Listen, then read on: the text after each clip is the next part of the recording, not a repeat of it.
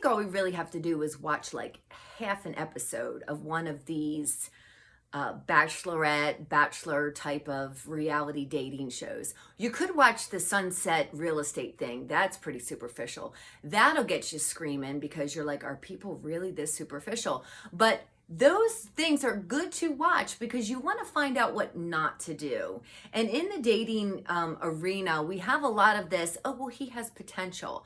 We could be attracted to 1,000 different people at one juncture. The person that we invest a future in will be attraction, but a lot of compatibility. And relationships are a mess because nobody wants to look at their childhood and recover from it.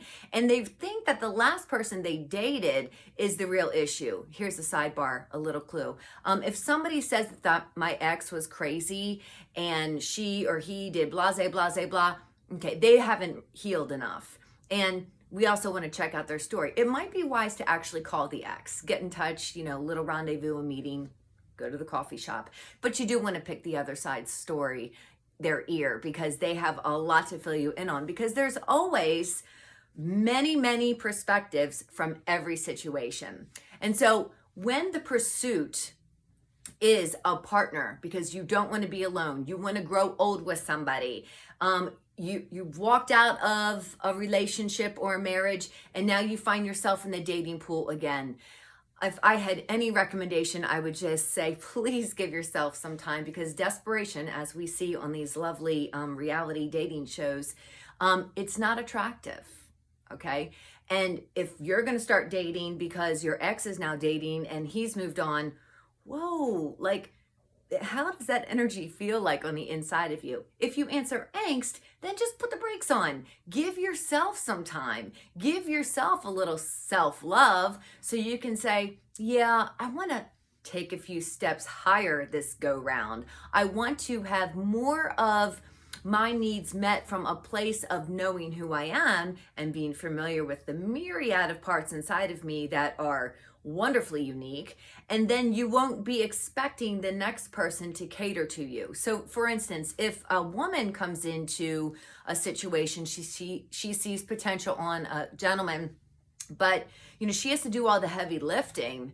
She has to kind of, coddle, for lack of a better word, but it gets him used to not stepping up and being a leader. And if she's kind of defaulting to making sure things happen, just because if she didn't, they wouldn't get done, that in any first stages of dating, 6 months, that's a bye-bye. Let's get out of here and skedaddle, because that is not what a relationship should be. Many people are looking for values.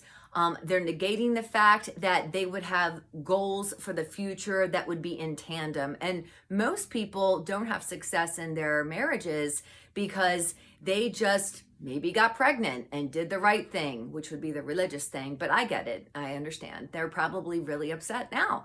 And we have these scenarios where people got married really young. And so now, after they have 25 years under their belt, those people are now divorcing and or just sticking together and seeing it through. And when we have a flooding of people that are coming with baggage and they're not recognizing that they married somebody that they're separated from now, that was very much like mom or dad, we can help them accelerate in their healing if they would just picture themselves in some of these childhood memories and recover from them. And the way they do that would be to close their eyes and meet with these parts that really feel like their ex just had the potential and didn't live up to it, so it's all his fault. And I'm going to say, well, probably not, but you might think that way because it was programmed through osmosis, what you absorbed because of the way dad treated your mom. And that's what we just have to find out. We have to do a little introspection, and it's not navel gazing. It shouldn't be scary for Christians at all. Actually, it should be the very thing that helps you get to the subconscious level and understand why you're now willing to date and settle for somebody's potential when you already were married to that for 15, 20 some years and it didn't work out. So if we're setting the bar higher, then that would mean we're slowing down, loving ourselves, and then we're getting our firm footing back before we faithfully look for another person.